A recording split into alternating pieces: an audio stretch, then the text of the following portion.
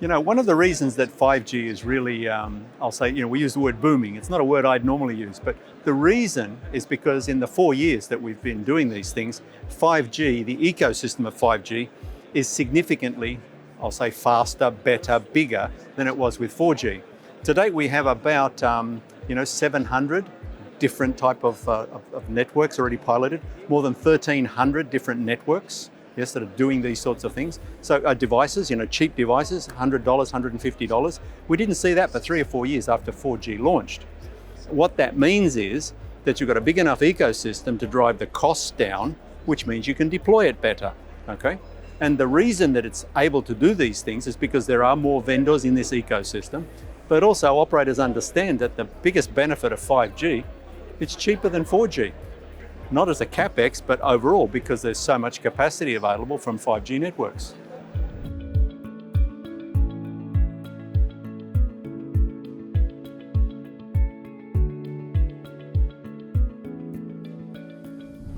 Before 5G was even launched in Europe, yes, the CEO came to me in Huawei and he said, Paul, I want you to do a study with some consulting companies to help Europe figure out what to do with 5G, because we understood it in China, but we were concerned that Europe might be a bit too slow. And that's why we came to the conclusion that 5G was cheaper than 4G. So the first lowest hanging fruit is you've got a huge benefit from operational costs, right? Because it's so efficient. So the first one is efficiency.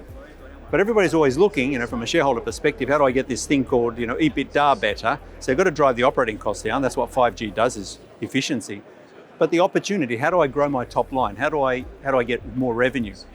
And of course, fixed wireless access, you saw companies like Verizon try and do it, but across the world, you're seeing a big uptake in fixed wireless access. We're actually standing here in front of the fiber because one of the challenges that you have is if you don't have the right backhaul, you don't have enough capacity coming to the base station, it doesn't matter how much traffic growth you've got in 5G or wireless, you're never going to be able to support it. So that's one of the bottlenecks. So the first one is about operational efficiency. The second one is about conventional revenue, selling better, more SIM, more capacity. But the third one, which we're going to touch on in a moment, is really about the new business cases and the new business opportunities beyond consumer. Yeah? And we see a lot of that in China, in Asia. And Europe, we need to sort of help along a bit, right?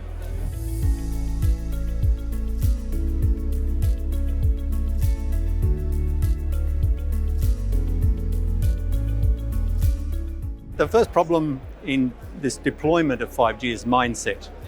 80% of all traffic is actually indoor. So it's not outdoor, it's not mobile, it's actually indoor, right? 80%. And we know that about 90% of all data traffic is actually video. And if we have a think about what's video going on the last 3 years, we're not all coming to the office, so you're uplink to me, I'm broadcasting to you, or my kids to the school, or school to them, or high definition video with hospitals. So it's video uplink. So the killer app is actually video uplink. You can see this is really the trend and the behavior of people. So now if we want to provide all this enormous capacity to support this, 5G does this better than 4G. But how do you deploy the 5G? Why has China got 2 million base stations and the sum of the rest of the world is a small fraction of that? One of them is the way they deployed it. So we understood that we need to share infrastructure like lampposts with all the municipal councils. So we integrated the 5G base stations with these. It's good business sense, it's providing the capacity where the customers are. You've got the fiber, you've got the backhaul, you've got the electricity, all to the lamppost, it makes good sense. So shared infrastructure was the first one. The second was understanding that a lot of the traffic is indoor. So start building indoor to outdoor rather than the outdoor hotspots. Not a lot of value in that, because if you drop call from here to here and you're used to that experience, it's not going to work, right? Then if you look at all the use cases, most of them are indoor. Manufacturing is indoor. Schools, universities, stadiums, they're all indoor. Hospital, indoor, right? So they need to think about these types of deployments.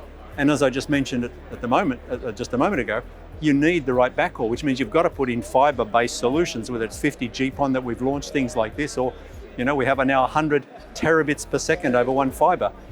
This is what's available today, and these are the components that operators need to be deploying.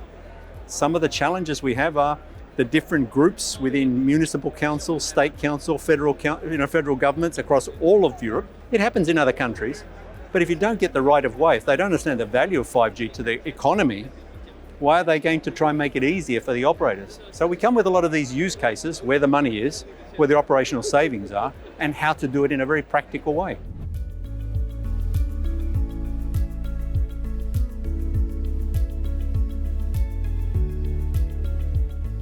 If I think about what's been going on, say, the last 4 years in Europe, yes, or the world, what's the world talking about? The world is talking about three things. The first one was cybersecurity. Let's put that behind us, because we know that we need to talk about it, perhaps for the wrong reason, but we need to address that problem.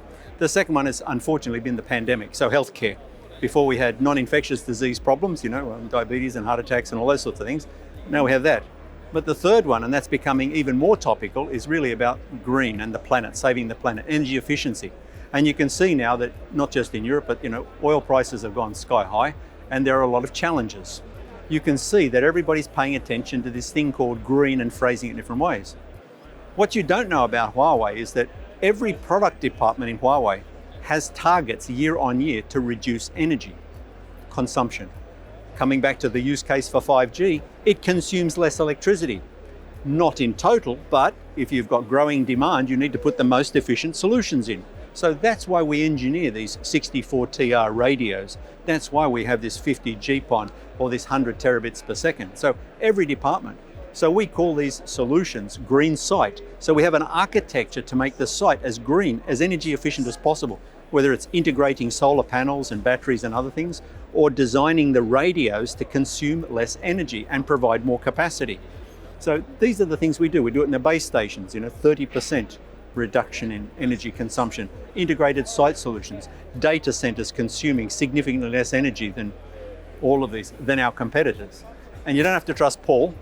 You can go and check the market from the Gardeners of the world or the Informers and others, and you'll find the similar sorts of numbers. So I leave it this way. If you want to think of innovation, think of Huawei.